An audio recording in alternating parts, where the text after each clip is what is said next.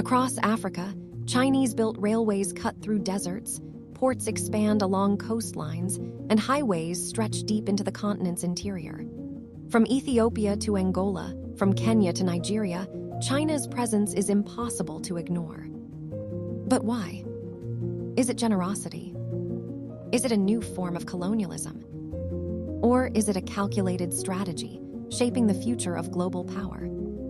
Today, we explore the real reason why China is investing in Africa, focusing on resource security, infrastructure, and geopolitical influence. Africa's strategic importance. Africa is not just a continent of the future, it is a continent of strategic necessity. It holds around 30% of the world's mineral reserves. Vast deposits of oil, gas, copper, cobalt, lithium, and rare earths. The world's youngest population. Some of the fastest growing economies. At the same time, Africa's infrastructure gap, estimated in the hundreds of billions of dollars, has long limited development. Where many Western powers reduced large-scale investment after the Cold War, China stepped in, offering something African governments urgently needed: capital, construction, and speed. Resource security. At the heart of China's Africa policy lies a simple reality. China needs resources, and Africa has them. China is the world's largest manufacturer and one of its biggest energy consumers.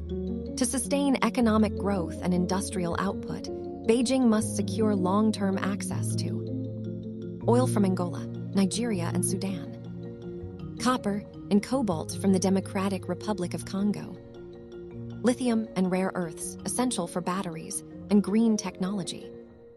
Instead of relying solely on global markets, China often prefers direct partnerships. This is where the model becomes clear. China finances infrastructure projects. African countries provide long-term resource access. Payments are sometimes structured through commodity-backed loans. Critics call this resource diplomacy. Supporters argue it offers African nations development without political conditions. Either way, the goal for China is security of supply, reducing vulnerability to global shocks, sanctions, or trade disruptions. Infrastructure as strategy. China does not just extract, it builds. Railways in Ethiopia and Kenya. Ports in Djibouti and Tanzania. Highways, dams, airports, and industrial parks across the continent. This infrastructure serves multiple purposes. For African nations, it connects landlocked regions to global markets, lowers transportation costs, supports industrialization and trade. For China, it creates demand for Chinese companies, labor and materials, establishes long-term economic relationships, ensures efficient transport of goods and resources. Most importantly, infrastructure creates dependence.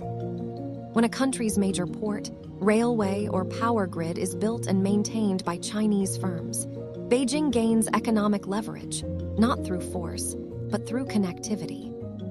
The Belt and Road Initiative.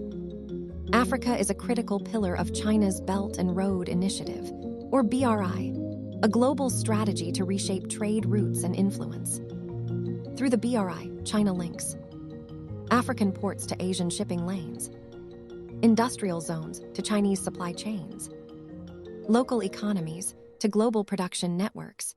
This is not accidental. It is about rewriting the map of globalization, with China at the center. By financing and controlling key nodes of trade, Beijing increases its ability to shape economic rules, not just in Africa, but worldwide. Geopolitical influence. Beyond economics, China's investment carries political weight. African countries represent the largest voting bloc at the United Nations. Support from Africa strengthens China's positions on Taiwan, human rights resolutions, global governance reforms. China's approach differs from Western models. No demands for political reform. No public criticism of domestic policies. Emphasis on non-interference. For many African leaders, this is attractive. In return, China gains diplomatic backing and expands its global influence, quietly, steadily, and effectively. The establishment of China's first overseas military base in Djibouti underscores this shift. Economic engagement followed by strategic presence. Debt, dependency, and debate. China's role in Africa is not without controversy.